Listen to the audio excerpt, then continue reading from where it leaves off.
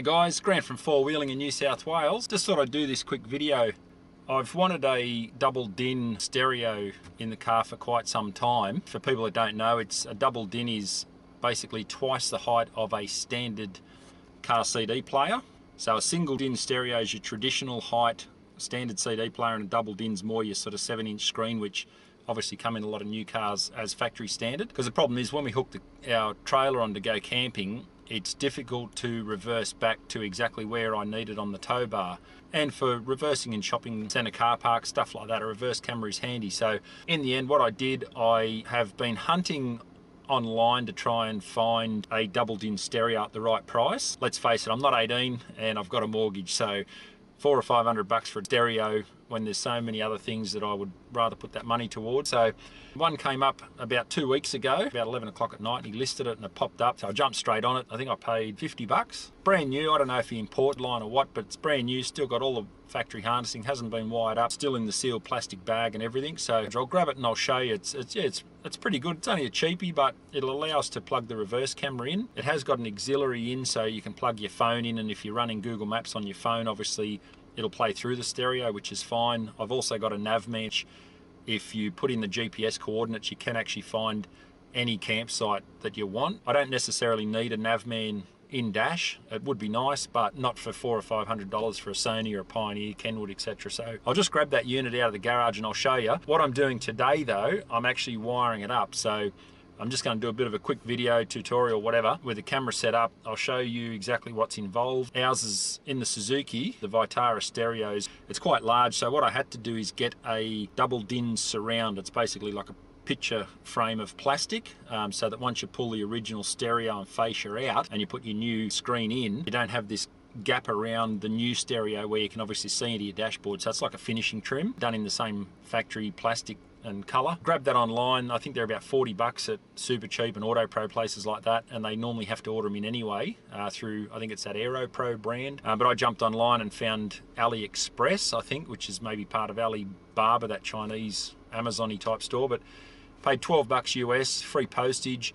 And I was surprised. They said it wouldn't come until late March, and it arrived about Tuesday or Wednesday. So that's in the garage as well. So I'll grab it out of the garage, show you what it's all about, show you the factory stereo, and then I'll set this camera up just to record. I've got some little plastic tools that I got online as well for popping all your plastic trim off. So yeah, I'll grab it anyway and I'll show you what it's all about. Cheers guys, maybe one sec. All right guys, so there's the double DIN CD player head unit. Actually, this one hasn't got a CD player in it. That's the only downside, but for $50, I'm not going to argue. Most phones nowadays have got your music and everything on there. It has got Bluetooth streaming, I think, from memory. It's just a basic one. It's a generic brand off eBay. It says it's a 7010 on one side of the box, and then you spin it around and on the back's a 7012. I think the difference was the 1.2 might have the Bluetooth functionality. So I'll rip this out of the box and give you a look anyway. Yeah, it does say that it's got a tick there that it's a 7012B. So as I said, not 100% sure what the difference is, but we'll have a look. All right, so as you can see, it's got the factory wiring harness. I did take the ends off just to test it the day after I picked it up, just to make sure it did work before we got too far ahead. That's the speaker harness, so obviously 4 speakers. So you got obviously a front left, front right, rear left, rear right, or whatever the colour coordinates to, but 4 speakers. Little instruction manual there, bit of info. Comes with a remote control as well. Not sure how often you'd use that, but anyway. So this is the unit. So it is it's definitely the 7012B, as you can see there on the bottom. I have plugged it in just to test it. It did power up and it seems to be working. Pretty basic. It's got a SD card, so you can put all your music on there. So obviously go hardwired from your phone or your iPod, whatever you want, iPad. And then there's also excuse me, there's also a USB, so you could obviously put as much music as you can on a USB stick, MP3 files or whatever, MP4, whatever you like, videos. It does play videos as well, which again I'd probably never use. But it's one of the slimline models as well, so it's not like the traditional Sonys and Pioneers and all those, because there's no CD player in it. Obviously they don't need the depth or the mechanism to run a CD. Excuse me. Pretty basic standard RC cords on the back, so you can have I think it's a sub in and sub out or something, but there's a camera in, and then you've got extra auxiliary ports. There is a provision there for GPS. I think the more expensive models do have GPS built in, and you get that little black box that goes somewhere on your dashboard. But yeah, again, as I said, I don't need GPS, so it's most of all it was mainly for the reverse camera so we can hook the trailer up. So yeah, anyway, that's that. I'll show you now. This is the surround for it. So it came very well packed. I didn't expect that actually. That's why I didn't realise what it was when it arrived. So if we carefully used our workshop approved kitchen knife, the old Wilshire.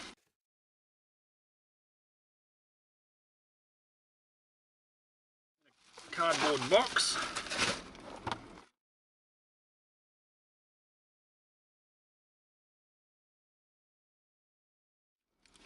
A couple of little bracket support bits, not sure what they're for. They look like side plates or something, but so this is the actual, I think they give you, yeah, that's an extra piece if you need a filler. So that's it there. Essentially that's what goes around the stereo. So once this new unit is in the dashboard, basically all you'll see is that front section. So that's the picture frame, as I said.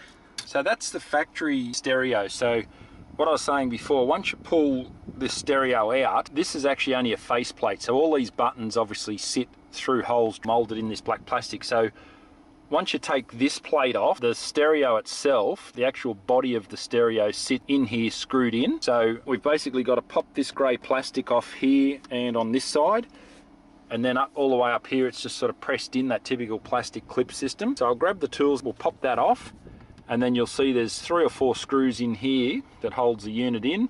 We'll get that out and then just work out the wiring. We'll get into that. I'll grab the tools. Let's get into it. Cheers.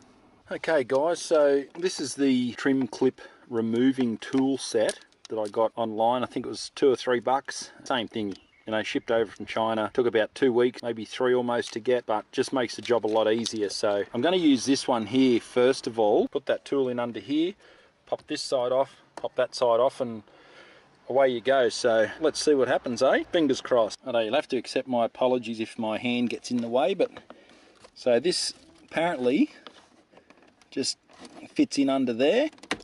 Oh, there we go. If you use a screwdriver, chances are you're going to damage the plastic, especially on cars that are more than, you know, 5 or 6 years old. Our cars are 2006, so even though it's in very good condition, it's still old and the plastics do get brittle. So you've got to be a bit careful when you're doing this sort of thing. We'll do this side as well. Now that didn't take much effort either. If you've got the right tool to get in under there, what we might do is put that one down in there, like that. Yep, there we go, and go underneath. Oh, that makes it so much easier. There we go, look at that guys. So we've got 1, 2, 3, 4, 5 and a couple of 6, 7 screws that side, and we've got 2, 3, 4, 5, 6, 7 that side as well. Now the bottom two, I think there's no point in taking those out. That's simply just to get into that little pocket, storage pocket. But we definitely need to take these out, and I think the heater, you've got to take those two out. So then this whole section pulls forward. Once it's forward, obviously you can undo the head unit and go from there. So I'll grab a Phillips head and I'll be right back. I'm back, baby! We'll start up here. Over the years I've done many stereos in cars, and I've had big sound systems, did all the stuff myself, wiring amps and building speaker pods on doors and sub boxes, and it doesn't matter how many times you do it, you always seem to either end up with 1 screw left over or 1 hole left over. I don't know how it works, but every time you take 6 screws out, you end up with 5 in holes, no holes and a screw left. So I don't know. Be very careful you don't drop a screw down the back of the dashboard or under your seats where you can't find it, because often they're a weird thread that you can't just duck down to your local hardware to replace. They're always like that. They're always very short screws with coarse threads, and they're very hard to replicate at the shop. So that's the dash. Oh, actually it's right up there. Didn't really want it. Oh, there we go. There we go. Modern cars, I can't actually turn the key off because it's not in park. So anyway, it should be right. So we've got that undone now. So as you can see, the whole stereo is just floating there. Now I'm not sure. Ah, okay. This is why you've got to be a bit slow and steady, and not like a bull at a gate. That little tiny silver dot just there is end of the shaft of the screw. So on the back here is a Phillips head, and you can only get the stereo out so far to be able to get in behind it. A bit of a bugger. I'll go in behind here.